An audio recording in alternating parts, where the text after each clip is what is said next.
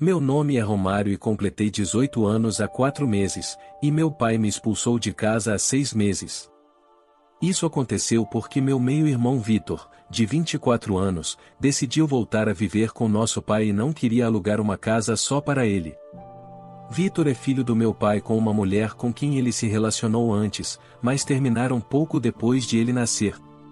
Então, eles não conviveram muito tempo juntos. Vitor sempre esteve mais próximo do nosso pai do que da mãe, então passamos muito tempo juntos desde pequenos. Ele vinha nos visitar mais frequentemente do que o necessário, de acordo com o acordo de visitas que tinham. Eu pensava que ele só deveria estar conosco metade do mês, mas ele sempre estava por perto. Talvez eu tenha sentido isso porque não gostava de estar com ele, mas nosso pai queria que estivéssemos juntos. Vitor não tinha muito apreço por mim, ele me via como um rival. Minha mãe morreu há alguns anos depois de lutar contra um câncer de pulmão, e foi aí que minha relação com meu pai piorou. As coisas já eram difíceis entre meu pai e eu desde que eu era pequeno. Parecia que meu pai não queria um filho como eu, sempre foi estranho e distante comigo. Ele ficava bravo por qualquer coisa que eu fizesse e nunca era carinhoso, mas com Vitor era totalmente diferente, muito amoroso e atencioso. Nosso pai insistia para que Vitor e eu passássemos tempo juntos, mesmo sabendo que não nos dávamos bem. Vitor não me tinha simpatia porque me via como uma ameaça, e eu não tinha simpatia por ele porque sempre me incomodava. Vitor sempre tentava me provocar e intimidar, sabendo que não seria repreendido, porque nosso pai nunca brigava com ele. Toda vez que eu reclamava com meu pai de que Vitor estava sendo duro comigo, ele me dizia para aguentar e aceitar, porque, segundo ele, assim era como os meninos deveriam brincar. Ele não queria que eu crescesse fraco, pensava que era isso que meu pai esperava de mim, então aprendi a suportar certas coisas sem reclamar. Nunca me defendia porque não queria deixar meu pai bravo, e sabia que brigar com Vitor era uma maneira certa de fazer meu pai brigar comigo. Não importava se Vitor estava me prejudicando ou não, se brigássemos, eu sempre estava errado aos olhos do meu pai. Estava claro que ele tinha um favorito, e não era eu. Meu pai nunca achou estranho que Vitor me provocasse, mesmo sendo 4 anos mais novo.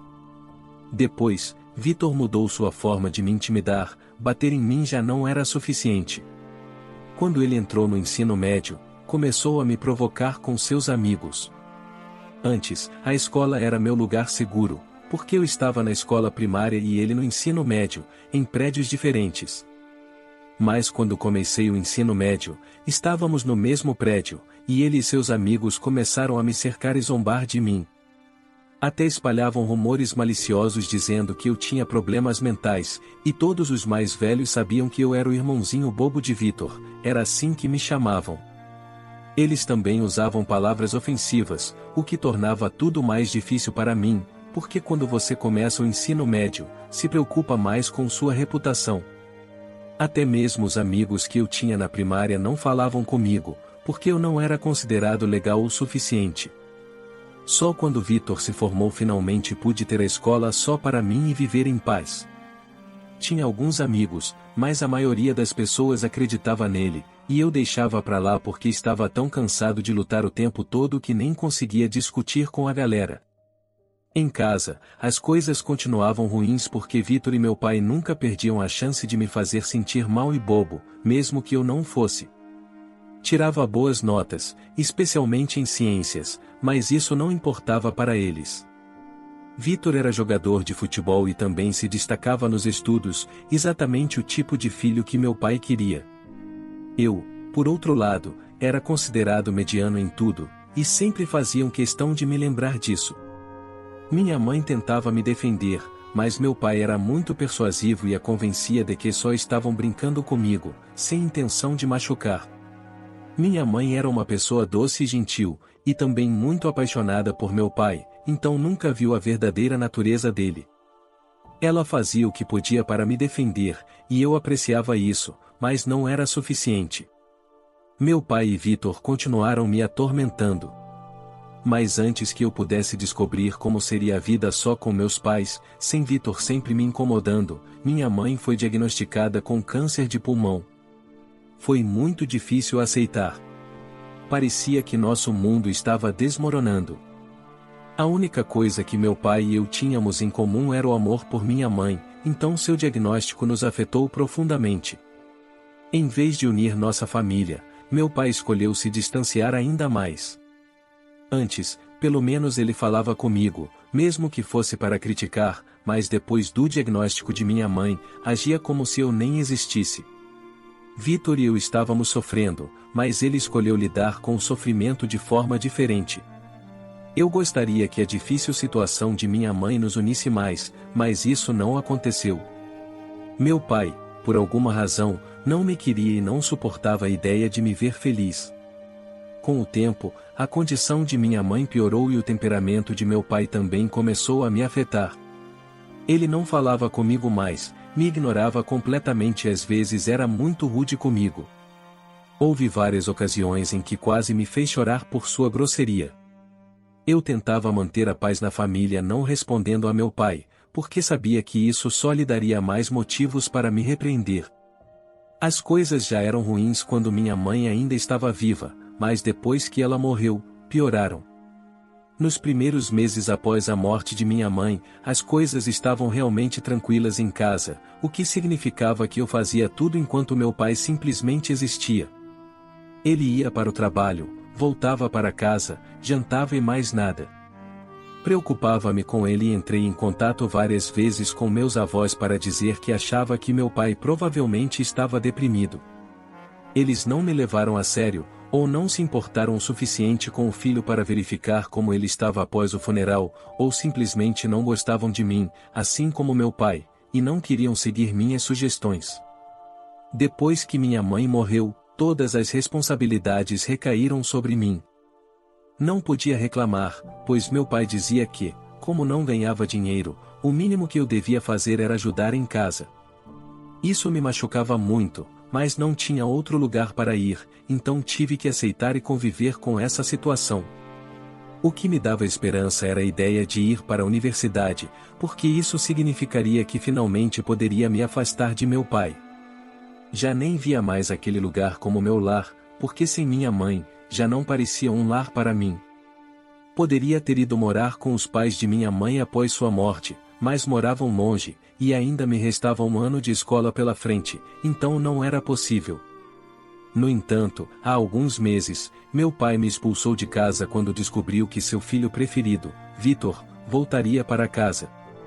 Acabei indo morar com meus avós. Vitor havia saído de casa para estudar na universidade há alguns anos e não voltou depois de se formar. Conseguiu um emprego onde estudou e decidiu ficar lá, já que sua namorada também queria morar lá e construir uma vida longe de nossa casa. Vitor ficou com ela e só voltava para casa nas festas de fim de ano. Há cerca de 2 anos, ele se casou com sua namorada, que estava grávida. Acabaram de se formar, então decidiram se casar. Para minha surpresa, fui convidado para o casamento, e naquele dia Vitor não me tratou mal. Sua mãe também estava lá, apesar de sua saúde frágil. Todos gostavam dela, embora Vitor não fosse muito próximo de sua própria mãe, que não parecia se importar muito com ele ou com a criação dos filhos. Ela já estava em seu 4º casamento quando Vitor se casou, e parecia que seu principal objetivo na vida era ser rica. Trabalhava e ganhava seu dinheiro, mas isso custou seu relacionamento com seu filho. Isso talvez explique a forte conexão de Vitor com nosso pai, que praticamente era sua única figura parental. Vitor era a única pessoa da família pela qual meu pai realmente se preocupava, e ele não queria que ele compartilhasse a atenção comigo. Depois, meu pai se casou e teve outro filho, e viveram felizes por anos. Mas não sei por que, há 6 meses, decidiram voltar. Meu pai me avisou apenas 2 semanas antes de Vitor voltar, todo orgulhoso. Disse que eu precisava encontrar outro lugar para morar porque Vitor voltaria e eu teria que deixar meu quarto. Nossa casa tinha 3 quartos, então perguntei por que não usávamos o quarto de visitas. Meu pai disse que Manuel e sua esposa ficariam lá, e meu quarto se transformaria no quarto do bebê. Ele pensava que eu deveria sair de casa porque já era adulto. Me pareceu muito egoísta da parte dele. Tentei discutir com ele, mas ele não mudou de ideia. Me deu 2 semanas para sair e ameaçou chamar a polícia se eu não fosse embora. Naquele momento, estava tão assustado que não sabia que podia contestar isso legalmente. Comecei a procurar outro lugar para morar e acabei decidindo ir morar com meus avós. Apesar de morarem longe e eu ainda ter que estudar, como faltavam apenas algumas semanas para terminar o ensino médio, decidi arriscar. Mudei-me rapidamente antes de Vitor voltar com sua família. Meu pai nem se importou quando parti, nem se despediu no dia da mudança. Meus avós vieram de longe me buscar de caminhão. Queriam enfrentar meu pai, mas pedi que não o fizessem. Já se passaram 6 meses desde que fui morar com meus avós, depois que meu pai me expulsou de casa. Desde então, não falei com ele e também não queria falar. Estava prestes a começar a universidade e não via razão para falar com meu pai ou com Vitor.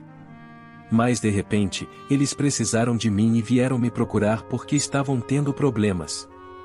Fiquei surpreso quando apareceram, mas meus avós os deixaram entrar e conversei com eles. Descobri que Manuel voltou aqui com sua família porque perdeu o emprego e estava tendo dificuldades para pagar o aluguel. Sua esposa queria ficar em casa cuidando do filho e não trabalhar até que ele crescesse um pouco.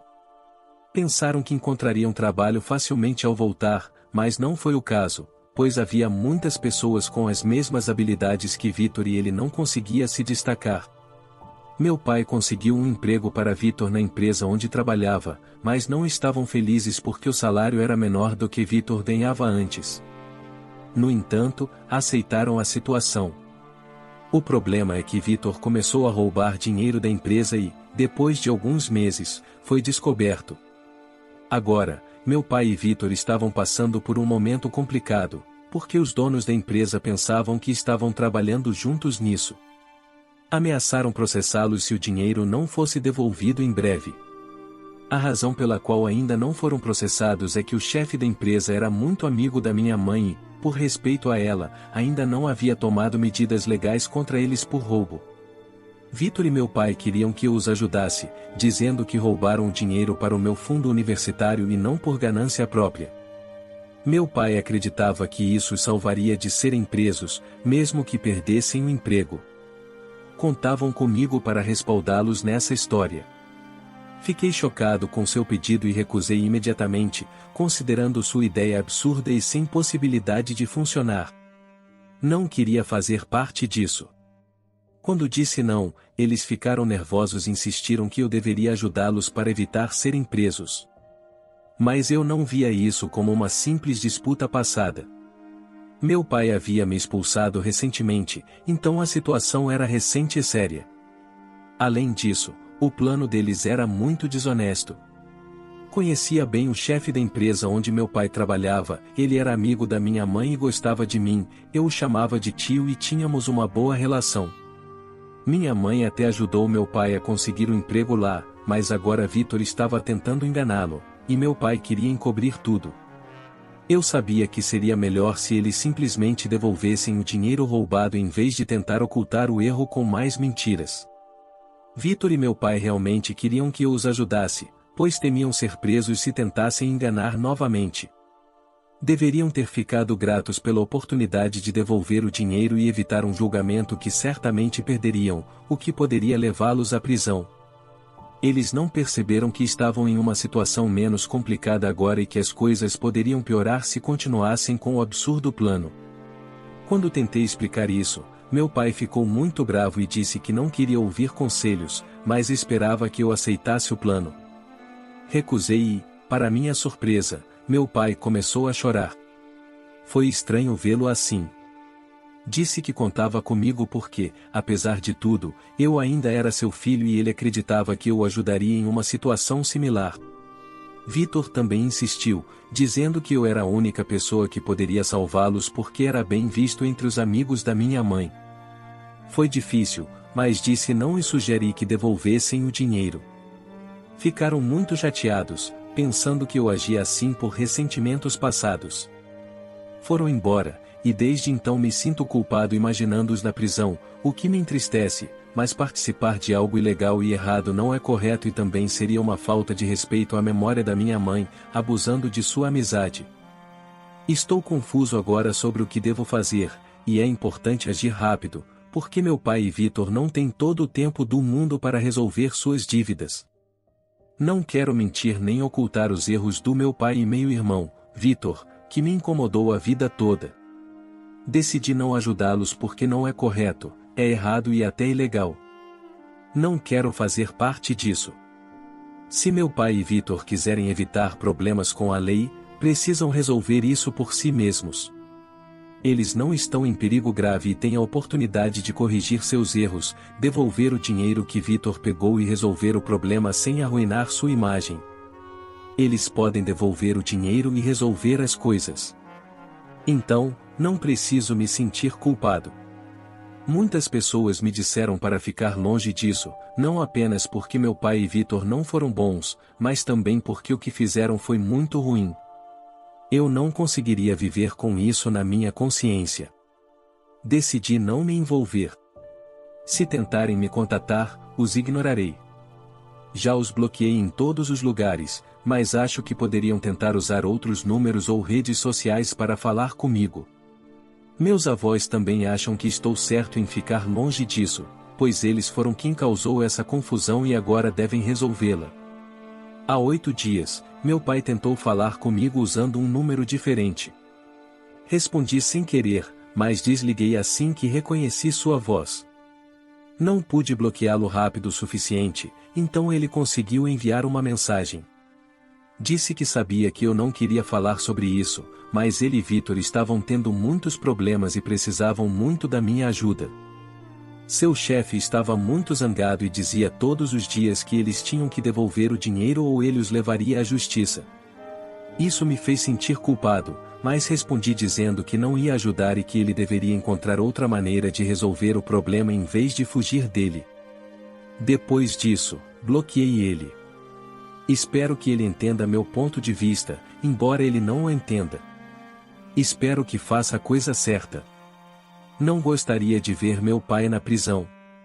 Meus avós conversaram com o amigo da minha mãe, que é o chefe da empresa onde meu pai e meu irmão trabalham, para saber o que ele faria.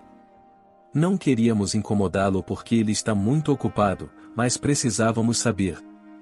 Meu avô falou com ele, e o chefe disse que ainda está considerando levar o caso à justiça se não receber o dinheiro de volta em alguns meses.